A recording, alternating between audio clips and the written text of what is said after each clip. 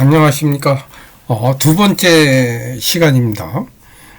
지금 우리가 들어갈 거는 169페이지부터거든요. 결혼 이주민과 문화 다양성 사례에 대해서. 이번 시간은 좀 양이 많아요. 이번 주가. 그래서 좀 빠르게 진행하도록 하겠습니다.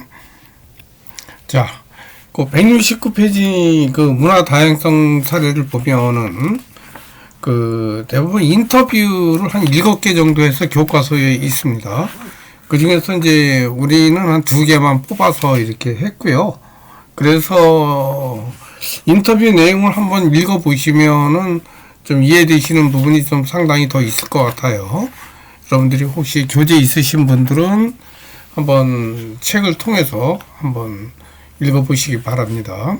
자, 저는 이제 이것을 요약해서 여러분한테 전달해 드리기 때문에 좀 함축적인 의미가 좀 상당히 있을 거예요. 자, 이 책에 있는 내용을 지금 요약해서 여러분한테 말씀드리는 거예요. 자, 결혼해서 이제 우리 한국에 오잖아요. 그럼 오면은 뭘 느끼겠어요, 이분들이? 문화 차이를 느끼겠죠, 그죠? 그래서 문화 차이가 있으면 어떨까요? 원래 살던 사람하고 갈등도 생기겠죠. 그래서 이런 걸 해소하려면 이해, 그 다음에 대화, 상호 이해 또 대화가 필요하다. 또 이런 것이 좀 원활해지면 문화 다양성이 생기게 되고 또 이런 문화 다양성 속에서 나름대로의 삶을 좀 풍요롭게 할 수 있다. 이런 내용이 되겠습니다. 그리고 또 문화 상대주의는 항상 문화 상대주의가 물론 이제 다른 문화를 이해하고 중요한 이론적 토대인 것은 분명합니다. 그러나 그렇다고 해서 모든 것을 문화 상대주의 입장이 다 옳다 이렇게 얘기할 수는 없다는 거죠. 왜냐하면은 어떤 문화는 인간의 그 보편성이라고 표현했잖아요. 보편성에 기반하지 않는 그런 문화도 있기 때문에 그렇습니다. 자, 그 다음에 이제 인터뷰인데요. 저는 이제 2개만 뽑았는데 이제 내용은 여러분 지금 쭉 읽어보세요. 예, 제가 요약한 거예요. 저는 이제 요약해서 말씀만 드리도록 하겠습니다. 베트남은 죽은 사람한테만 절하지 살아있는 사람한테 절을 안 한답니다. 근데 우리나라는 어때요? 세배 때 또 할아버지 할머니 뵈면은 넙죽 엎드려서 절하잖아요. 그죠? 근데 이제 베트남에서 결혼 때문에 오신 분은 이게 좀 생소했던 모양이에요. 그래서 베트남에서는 죽은 분한테만 절을 하고 제사를 지낸다. 근데 이제 한국은 죽은 분한테 절도 하지만 또 살아있는 사람한테 절하는 게 좀 생소했던. 그래서 제사, 그 다음에 또 인사, 이런 거에 대한 문화적 차이 때문에 좀 낯섦을 느꼈다. 이런 이야기를 하는 거고요. 그 다음에 이제 2번째는, 자신이 이제 한국에 한 4년 됐는데, 그럼에도 불구하고 자기는 중국 사람의 정체성을 가지고 산다. 그런 얘기를 하고 있는 거예요. 자, 이 사람은 이제 어떠냐면은 자기 문화에 대한 자부심, 또 공간은 이미 이렇게 이전돼 왔지만 중국에 대한 이질성, 그러니까 아이덴티티라고 표현하잖아요. 그걸 내면에 지니고 있고요. 그리고 자신의 이방인적 존재감이 좀 당당하고 그 다음에 자신의 문화에 대한 정체성을 유지하려고 있습니다. 그래서 이분은 이제 문화적인 측면에서는 주변이지만 자신의 이방적 존재감에 대해서 뚜렷한 정체성을 보이고 있는 이런 사람입니다. 이게 지금 아마 중국 한족 분들이 주로 이런 성향이 강해요. 보면은 조선족들은 이렇게까지는 안 하죠. 근데 이제 한족들이 대륙 기질이 있다 이래가지고 좀 착각을 하는 그런 경향이 있습니다. 좀 문화적으로 자기네가 상당히 좀 우수하다 이렇게 이제 착각이죠, 이것도. 상대주의적 입장에서 이렇게 봐야 되는데, 이렇게 살면은 어떻게 되겠어요? 뭐, 완전히 이렇게 문화적 전이 이런 것이 안 돼서 본인이 힘들겠죠. 그죠? 본인은 뭐 어떤 아이디어를 느낄지, 있을지는 몰라도, 사는 거는 내가 이렇게 적응하면서 살아가는 게 중요할 것 같아요. 자, 이제 이것에 대한 이론을 한번 보겠습니다. 이 이론은 조금 생각해야 될 부분이 있어요. 이게 176페이지부터 한 180페이지, 183페이지까지 나오는 이야기거든요. 그래서 이제 다문화주의 관점에서 세 명의 이야기를 이제 합니다. 이제 파레크라든지 브라, 그 다음에 센, 이 세 사람이 다문화주의에 대해서 주로 이제 다원주의 관점에서 이제 이렇게 보고 있고요. 또 상문화주의는 주로 이제 불어문화권, 뭐 캐나다나 프랑스 이런 같은 유럽이지만 좀 나눠서 이제 어떤 현상학적인 그런 측면, 어떤 주관적 측면, 뭐 이런 측면에서 이제 나름대로의 대안적인 가설을 제공하는 거죠. 자, 그럼 이제 한번 다문화주의 거 한번 볼까요? 먼저 시작은 이제 그 유럽의 이제 상호 문화주의 부상인데요. 여기서도 이제 처음에는 영국은 뭐라고요? 다원주의 문화를 중심으로 이렇게 하고 있습니다. 그래서 이제 이렇게 상호 다문화주의를 연구한 것은 정책적인 측면에서 캔들 보고서, 그 다음에 이제 통합융합위원회에서 나온 우리의 공유된 미래라는 보고서가 있어요. 이 두 개 보고서를 이제 이야기를 하고 있고요. 캔들 보고서는 이제 공동체 융화, 그 다음에 이제 상호 이해 증진, 또 다양한 문화 간의 상호 존중. 그래서 결국은 이제 상호 문화적 접촉을 강조하는 거, 캔들 보고서고요. 그 다음 이제 통합융합위원회라고 영국입니다, 이것도. 그 보고서에는 이제 뭐라고 되어 있냐면 영국에서의 이제 상호 문화주의의 비전에 대해서 이제 분석한 보고서가 우리의 공유된 미래입니다. 자, 그렇다면은 우리가 이제 학문적으로는 이제 어떻게 이야기하고 있는지 한번 볼까요? 먼저 파레크. 제가 세 사람 얘기했어요. 파레크는 이제 상호 다문화주의에 대해서 이제 이야기하고 있는데, 요거는 이제 다원주의를 어떻게 이해할까라는 측면에서 이제 이야기하는 거죠.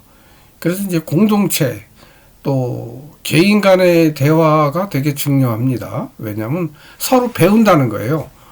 개인과 공동체, 어떤 내가 속해 있는 사회와의 이게 소통이 중요하다, 이렇게 얘기를 하고 있고요.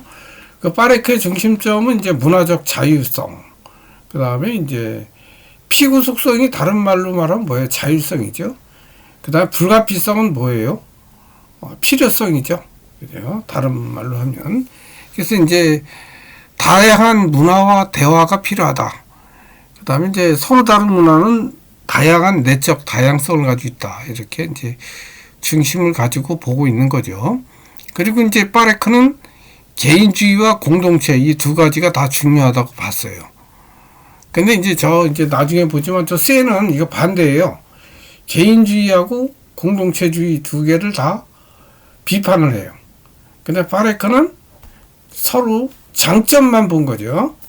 개인주의의 장점, 공동체의 장점. 그래서 이제 이런 것들을 장점을 강조를 하고 있습니다. 그렇다고 해서 무조건 개인주의의 열린 방식, 이걸 또 찬성하지는 않습니다. 그리고 이제 그렇지만 뭐 나름대로 사람마다 자기 공간을 유지하려는 삶의 방식의 권리, 이런 거는 필요가 있다, 이런 그러니까 자유를 또 얘기하는 거죠. 왜냐하면 어떤 자유는 내 안에서 발생하는 것이 외부의 압력보다는 낫다고 생각하기 때문에 그런 거예요. 그리고 문화는 우리의 인간의 삶에 굉장히 영향을 크게 미치죠. 그죠? 그래서 문화에 대한 비판적인 평가가 중요하다라는 이야기를 하는 거예요. 자, 왜냐하면 우리가 사는 세계는 어떤가요, 여러분? 문화적으로 이미 짜여져 있죠. 그죠? 가정이라는 문화, 또 학교라는 문화, 뭐 이렇게 또 나가면 나중에 직장이라는 문화. 그래서 문화에 의해서 형성되는 게 우리가 사는 세상이기 때문에 이 문화로 짜여져 있는 이 세상에 대한 비판적인 평가가 되게 중요하다라는 이야기를 하는 거죠. 그리고 이제 파레크죠. 파레크는 상호 다문화주의 설명을 국가와 연결해서 이제 설명을 하는데요. 이것은 뭐냐면 이제 국가는 이제 중요하긴 하지만 이제 국가 정책을 얘기하는 거예요.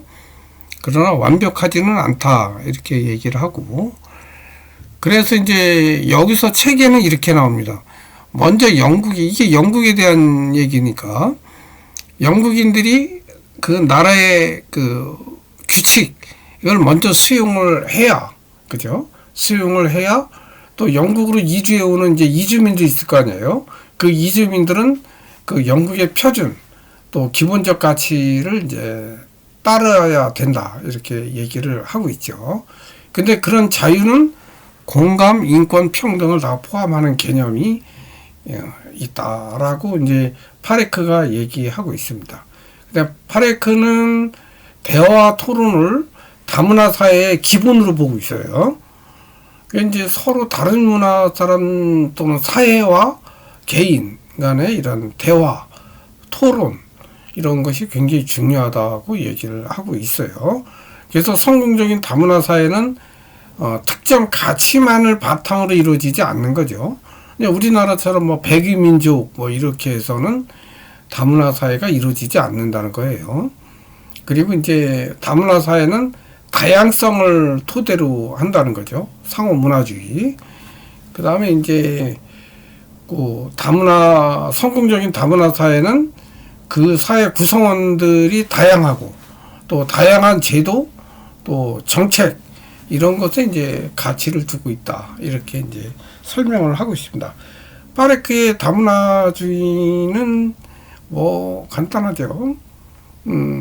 다양한 가치에 대한 대화와 토론 이게 이제 뭐 중심이 된다고 할 수 있습니다.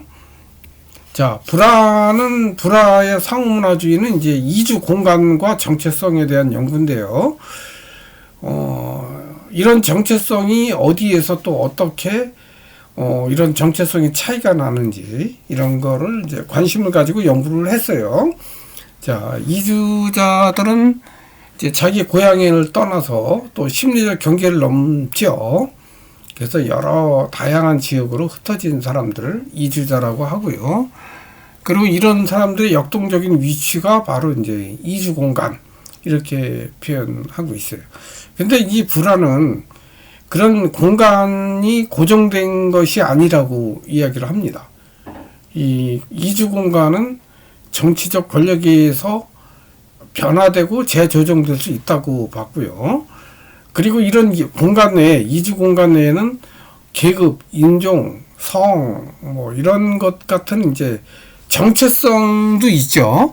공간 내에 이런 정체성이 있지만 또 이게 또 질서이기도 하고요. 그런데 이러한 질서는 정체성과 같은 질서는 고정된 게 아니라고 합니다.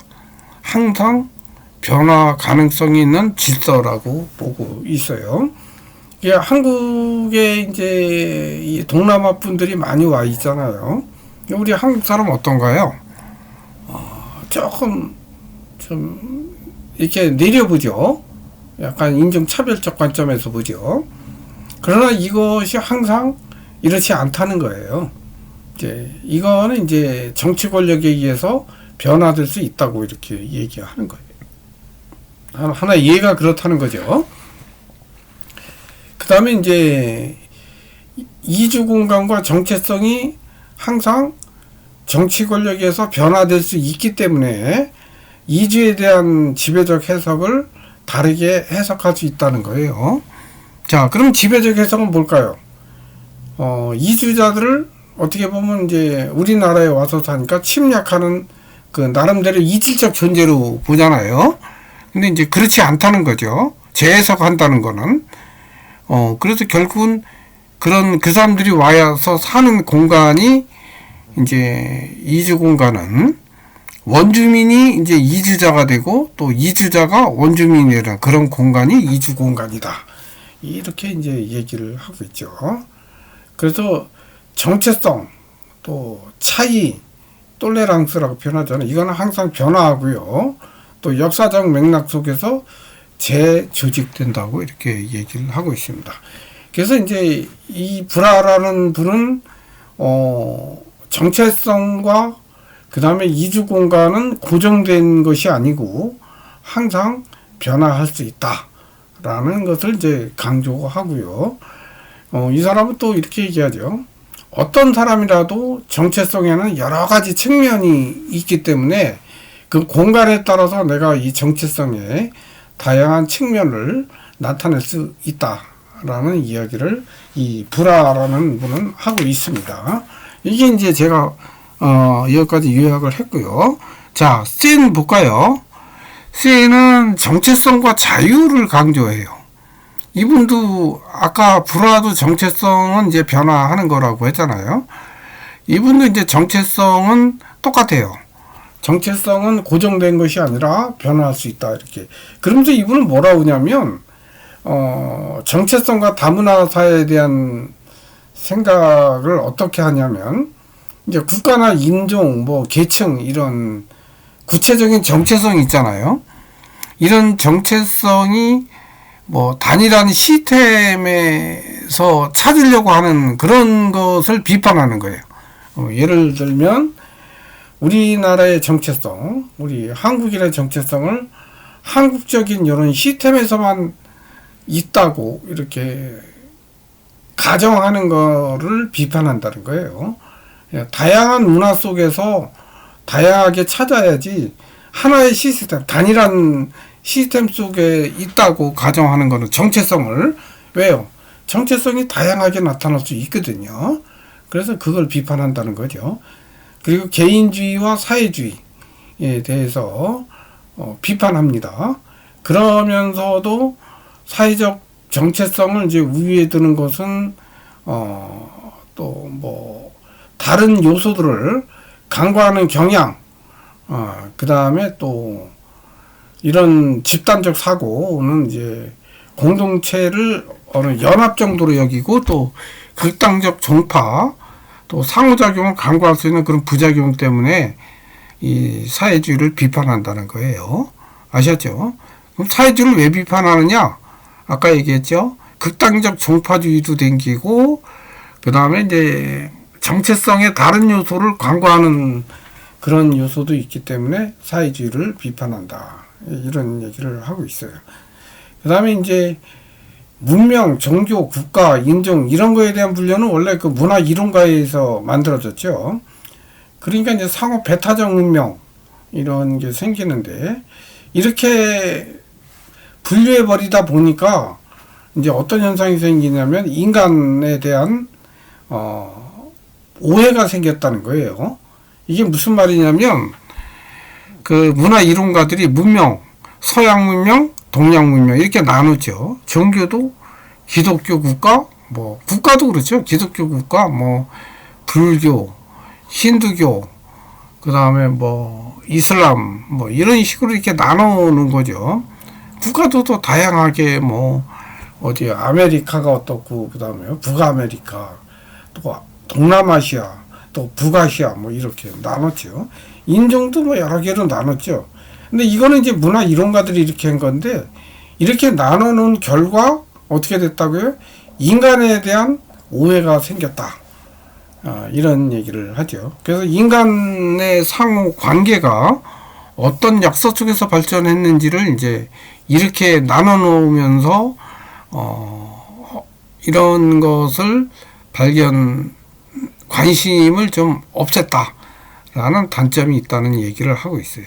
자, 예를 들면 이런 거죠. 인간에 대한 오해 중에 하나가 무슬림은 모두 테러리스트라는 그런 편견. 이거는 이제 아까 얘기한 대로 이렇게 박스로 분류해버리다 보니까 이제 이런 오해가 난 거죠. 실제 안 그런 무슬림들이 상당히 더 많거든요. 그래서 센의 주장은 뭐냐면 이런 고정된 지식 구조에서 벗어나기 위한 방법으로는 자유, 그 다음에 공동 시민 정체성, 이런 것이 필요하다고 얘기합니다. 그래서 이제 이런 것은 뭐냐면 여러 가지 대안을 이제 여러 가지 대안이 있을 거 아니에요, 그죠? 그 대안 중에서 내가 결정할 수 있는 자유, 이런 것이 중요하다고 얘기를 하고 있어요. 그래서 이제 중요한 것은 다양한 정체성 속에서 뭐를 우리가 우선순위로 할지 결정할 수 있는 자유, 이게 중요하다, 이렇게 얘기를 하고 있어요. 자, 그러니까 쎄는 결국 뭐예요? 다양한 정체성을 선택할 수 있는 자유, 다양한 정체성 중에서 무엇이 우선순위인가 를 선택할 자유가 중요하다, 이런 얘기를 하고 있어요. 뭐 하면서요? 개인주의, 사회주의를 양쪽 다 비판하면서 너무 개인주의로 가도 안 되고, 그렇다고 너무 이렇게 사회주의로 가도 안 된다는 거예요. 집단 위주로 가도 안 된다는 거예요. 아셨죠? 자, 여기까지 하면은 이 세 사람에 대한 이야기가 이제 다 끝났습니다. 자, 그렇다면은 우리가 이제 세 사람이 뭐에 대해서 얘기했어요?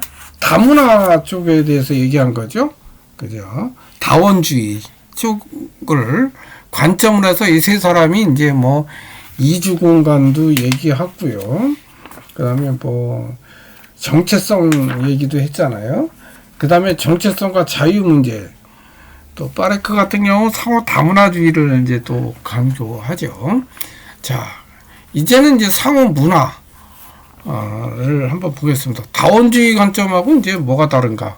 이제 이 상호 문화는 아까 불어문화권 쪽에서 주로 많이 생긴 출발을 한 하나의 가설입니다. 이론이기도 하고요. 자, 상호 문화는 이제 개인이나 집단이 서로 융화되는 과정을 이야기하고 있고요. 또 개인과 집단은 양면성이 있잖아요. 근데 이런 양면성이 하나로 통일되는 과정이라고 이렇게 보고 있고요. 또 이런 과정 속에서 문화 이식 현상이 생긴다고 이제 이야기를 하고 있습니다. 그리고 또 이주자가 또 다른 문화권으로 옮길 경우는 어떨까요? 인식 체계나 또 사고, 감정, 또 감정적 행위, 이런 것들이 이제 같이 영향을 주기도 하고 받기도 하겠죠. 자, 이것을 이제 심리학적에서 보면은 문화는 의미에서 이루어진 사물에 대한 지향체계. 이게 말이 좀 어렵죠. 이게 우리 지난 시간에 김춘수님의 꽃을 얘기하면서 이 얘기했을 거예요. 내가 너의 이름을 불러주기 전에는 단순히 한 송이의 꽃에 지나지 않았지만 내가 너의 이름을 불러주었을 때 너는 나에게 다가와 한 송이 꽃이 되었다. 이 의미거든요. 그러니까 의미를 내가 어떤 사물에 부여했을 때, 그죠? 그때 문화가 된다는 거예요. 왜냐하면 그게 나하고 관련을 맺고 있잖아요. 그죠? 나하고 관련이 없는 사물은 의미가 없어요. 내가 의미를 부여해서 그것이 도구화되거나 나하고 어떤 의미를 가졌을 때 그게 이제 의미가 있다는 거예요. 그래서 인간의 의식은 항상 그런 사물에 대한 지향성을 가지고 있다고 얘기를 했습니다. 근데 그 지향은 어때요? 의미에 이루어지는 사물을 지향하는 그것이 이제 문화다. 이렇게 얘기를 하는 거예요. 그래서 이제 이런 문화 속에서 사회화되고 그 속에서 가치나 규범을 습득한다. 라는 이야기를 하고 있고, 또 이렇게 가치나 규범 속에서 이제 습득하면서 사고, 정서 이런 것들이 심리적인 것과 연관되어 있다. 이렇게 얘기를 하고 있습니다. 그러다 보니까 이제 상호 문화적 행위는 개인이나 어떤 환경의 상황, 뭐 이런 거에서 결정이 되고 이걸 또 역동적 과정으로 이해하고 있어요. 그래서 개인과 환경은 역동적 상호관계에 있으면서 또 이런 상호 의존의 결과가 바로 상호 문화적 행위다. 이렇게 이제 이야기를 하고 있어요. 그러니까 뭐라고요? 상호 문화적 행위란 개인과 환경의 상호 교류 관계의 결과다. 이렇게 이제 이해하시면 되겠죠. 그죠? 요거 밑에도 이제 거기에 나와 있죠. 우리 교과서에 있는데, 이거 20세기 초에 이제 유럽이 식민지를 많이 개척을 하잖아요. 식민지 개척하면 어떨까요? 인구가 계속 이동하게 되겠죠. 선교사도 가고, 뭐, 군인들도 가고, 그죠? 그러면 이제 근대화가 시작됐다고 그래요. 근데 이제 근대화가 시작되니까 어때요? 다양한 나라 사람들이 많이 가겠죠. 왜냐면 노동도 해야 되고, 또 기술자도 가야 되고, 이래서. 그러다 보니까 살던 사람은 타자로서 인식하고, 그 사람들의 생활 양식을 존재로서 이제 인식한다. 바로 이런 얘기가 되겠고요. 그리고 이제 이런 타자와 원주민 사이에서 어떤 가치가 형성되는지, 그리고 이제 이런 타자와 원주민 사이에 그 두 문화죠. 어떤 문화 다양성으로 이제 생기면서 개인의 정체성도 또 새로운 사회 가치를 만들어낸다. 이런 얘기를 하고 있습니다. 자, 제가 이제 조금 이렇게 설명을 조금 빠르게 하는데 조금 이해되시는지 모르겠네요. 자, 사회적 존재로서 개인은 상징적 상호작용을 통해서 독립적으로 행동한다. 이렇게 이제 이야기를 하고 있고요. 이 미드라는 사람은 이런 상징적 상호 중에서 아임이 일반화된 타자를 이야기하고 있고요. 그 다음에 사회는 이런 개인들 사이의 상징적 상호작용으로 만들어지는 게 사회라고 얘기를 하는 사람이 미드입니다. 자, 미드는 자, 아이, 미를 얘기하는데요. 여기서 자는 뭐 알죠? 개인, 나 개인. 그러니까 다른 사람이 되어 볼 수 있는 능력, 그 성찰성 이런 걸 얘기하고요. 그 다음에 아이는 타자에 대한 즉각적 반응이죠. 뭐 계산한다든지 창의적 자아가 번뜩 떠오르든지 이런 거. 현대사회에서는 되게 중요하죠. 이게 이제 미와 함께 조정될 수 있다고 얘기하고 있고요. 미는 다른 사람이 나를 어떻게 생각하는지 그거에 따라서 내가 이제 행동을 교정한다는 거예요. 이게 이제 사회적 수능 기능이 있다는 거죠. 이게 이제 미드가 말하는 자, 아이, 미 이렇게 세 사람으로 이해되고 있습니다. 그 다음에 이제 다문화 이주자들은 새로운 타자로 인식되고요. 타자에 대한 존재론적 인식 아까 앞에 얘기했습니다. 그러면서 개인의 정체성이 생기는데요.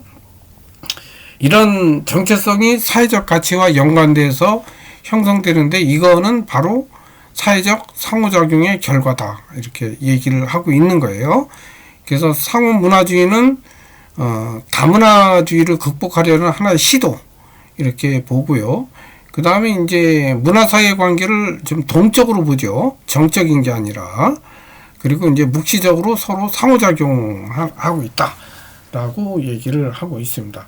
그래서 상호문화주의가 관심 가지는 것은 종교나 국가 같은 그런 이데올로기적인 게 아니고요. 이주민 또 원주민들이 서로 공간에서 상호작용하면서 나타나는 일종의 생활세계 속에서의 경험, 그렇죠? 실제적인 경험을 얘기하는 거죠. 거기에 관심 가진다. 어떻게 보면은 좀 현상학적이기도 하죠. 요게 이제 상호문화 관점에서의 이야기입니다. 아시겠죠? 자, 이제 맺은말 할게요. 그래서 이제 어떻게 했냐면 다문화 차원에서 상호문화주의로 이제 하나의 가설을 제시한 거예요. 한국은 뭐 여러분 아시지만 단일 민족적 사고가 강하죠. 근데 이제 우리 지금 현재 그런가요? 이제 다문화 현상에 대한 새로운 방향이 필요합니다. 그리고 이제 단순하게 문화 기회만 증가됐다가 아니고 문화 정체성 또 문화 다양성을 예측할 수 있는 패러다임에 대한 관심이 필요하다는 거죠. 그렇게 될 때만이 문화적 가치 또 문화적 삶에 대한 것이 이주민들하고 어떻게 관계를 맺을지 이런 것에 대한 문제 파악이 이제 된다는 겁니다. 그래서 다문화 현상의 문제를 정책적 차원을 넘어서 관점이나 또 가치관의 변화 이런 연구가 이제 필요합니다. 우리는 현재 지금 2000년대 이후에는 굉장히 다국적 사회가 돼 있죠. 다문화 사회가 되고 있는 거죠. 그래서 지금 현재 보면은 우리나라는 이 동아주의 정책을 취하고 있는데요. 이에 대한 문제도 있기 때문에 상호 문화주의가 이제 하나의 대안으로 이제 볼 수 있다는 거고요. 상호 문화성이라는 건 뭐냐면 이 개별적인 문화에도 보편적인 공통성이 있다는 거예요. 이제 그리고 상호 문화주의는 보편적이고 가치 체계에 대한 연구라고 이제 우리가 볼 수 있습니다. 이제 그런 정도로 여러분이 이해하시면 되고요. 그 다음에 이제 다문화 생활 세계에는 다양한 문화가 경계가 파괴되고 또 새롭게 생기는 거고, 그래서 복합적인 문화 정체성이 존재하는 공간, 이게 바로 다문화 생활 세계입니다. 이 다문화 생활 세계 속에는 어떨까요? 문화 접촉으로 인한 문화 결합, 문화 접합, 또 이중 교배 현상, 뭐 이런 것이 생기겠죠. 그 다음에 뭐 이주 동기는 경제적 이유가, 행복한 삶을 위해서 왔는데 경제적 이유가 좀 상당히 컸다, 뭐 이런 얘기를 하고 있고요. 자, 그리고 이제 마지막으로 이런 것을 한번 기억해 줄 필요가 있을 것 같아요. 원주민이 이주민이 될 수도 있고요. 다른 문화에 영향을 받기도 하고 또 전달해 주기도 하는 그런 존재가 될 수도 있다는 거, 우리가. 그리고 우리가 지금 서 있는 세계가 내일 나에게 다가올 새로운 세계의 경계가 될 수 있다는 점, 이런 것도 우리가 인식하면 좋겠다. 자, 이것도 이제 하나의 가설이니까요. 여러분이 한번 살펴보시면 될 것 같고요. 자, 우리나라가 지금 현재 다문화 사회잖아요. 그런데 이제 우리가 지금 마지막에 공부한 상호 문화주의가 대안이 될 수 있는지 나름대로 여러분이 기술해 보시면 돼요. 여기에 무슨 그것은 없습니다. 그래서 여러분이 한번 보시면 되고, 이거를 다원주의가 아니고요, 상호 문화주의예요. 그래서 다문화 현상을 상호 문화주의가 대안이 될 수 있는지, 아니면 또 여러분이 봤을 때 다원주의가 나름대로 대안이 될 수 있겠다, 이러면 또 그렇게 적으시면 돼요. 오늘은 이제 제가 빠르게 진행을 해서 시간이 없어서 다음 공지사항은 우리가 다음 주에 여러분하고 말씀드리도록 하겠습니다. 오늘은 그래서 이제 187페이지까지 다 했고요. 다음은 9장을 하도록 하겠습니다. 자, 이번 주 여러분 수고 많이 하셨습니다.